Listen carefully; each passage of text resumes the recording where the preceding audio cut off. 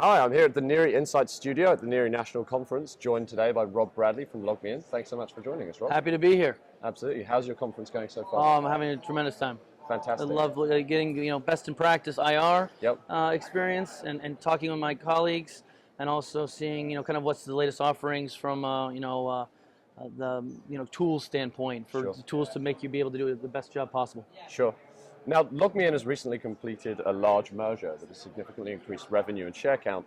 How have you had to react as an IRO? What challenges has it thrown up and sort of opportunities and so on? Sure, we often talk about the merger that we did as a deal that's often sought but seldom found, and it was really a unique opportunity that had a tremendous amount of strategic rationale in that it kind of broadened our portfolio of products. It gave us a much increased scale to go to market and to develop and to sell. And it's really been exciting from many aspects for our customers, for our employees, and certainly for our shareholders. And that's really where my focus was. That we were able to negotiate a transaction where we merged with our biggest competitor, or the primary competitor of ours that was twice our size, and yet we negotiated a transaction that we got half ownership for our shareholders. Wow. So it was a very, very positive deal for our base, and stock, the value of the company appreciated accordingly, and it's been a lot of fun. They're seldom found, as I mentioned.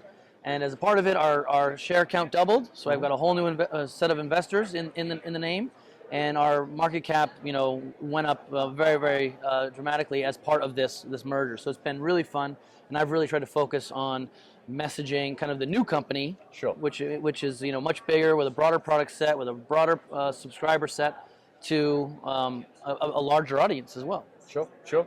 And has that thrown up any challenges for you in terms of sort of identification and surveillance with the stock count increasing? Absolutely. That's obviously, as any good investor relations officer knows, surveillance is so critical, and being able to understand who your stakeholders are, who's in, who's out, all that stuff. And so we try to be, I always kind of, the phrase I use for investor relations is a conduit of information.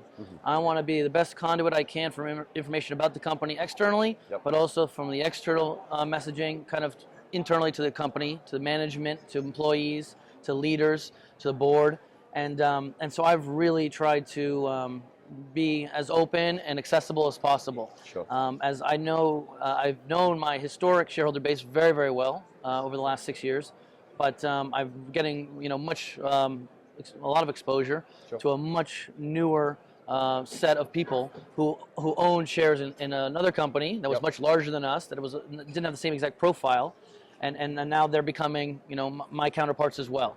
And so it's been an interesting part of the process, and it's ongoing. I would say I don't think we're all the way there yet, but we're making some good first steps as we're now into our second quarter of the new company. Sure. Now, you participated in a session yesterday about incorporating feedback from the street. For those people who weren't in the room, could you tell us a little bit about an experience that you've had where you've done that? Sure. Well, so as part of this deal, we were issuing these shares to a whole new set of shareholders. So what we tried to do is meet with as many of them as we could before they got the shares. So they had a chance to look us in the eye, to talk to the management team, ask those questions that are either the bull case or the bear case, and it was a fairly promising endeavor. And we had a lot of success in actually having the meetings.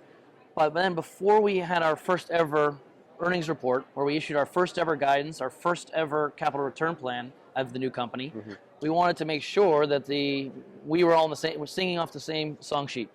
And so we try to leverage some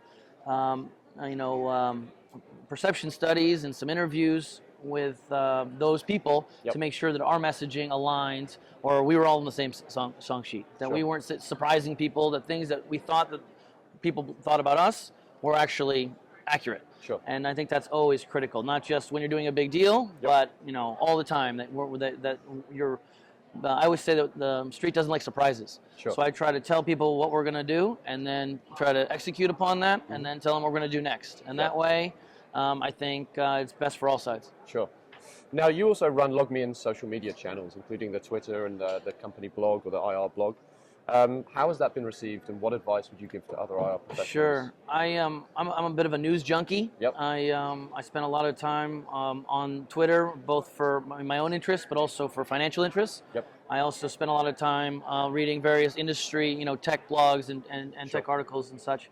And I think the social channel is so valuable to companies who want to be quick to react. Sure. Not only you can use it proactively, like we will pick a lot of, we'll leverage our social channels for announcing our conference schedule, for our earnings releases and other various news items. Yep. But where it can be of the utmost importance is when something happens quickly, Yep. the unexpected. And to be able to have a channel that you can leverage without a lot of delay. We used it to that effect a few years ago, and it was tremendously valuable to be able to get it out as that reaction time. Sure. And so in many ways, I believe it's an opportunity to use this channel to supplement your other channels. Sure. It's certainly not a replacement for everything else. Yep.